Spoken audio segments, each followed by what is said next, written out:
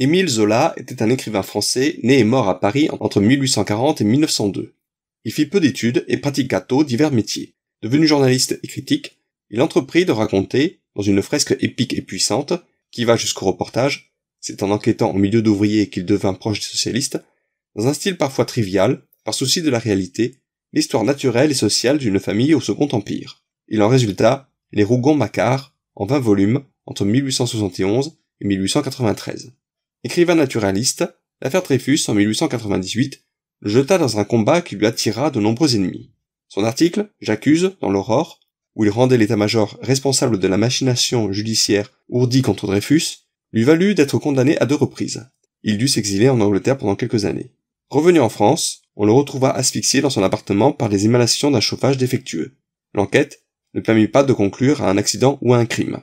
Une foule immense suivit son cortège funèbre, en scandant Germinal, Germinal, l'un de ses chefs-d'œuvre.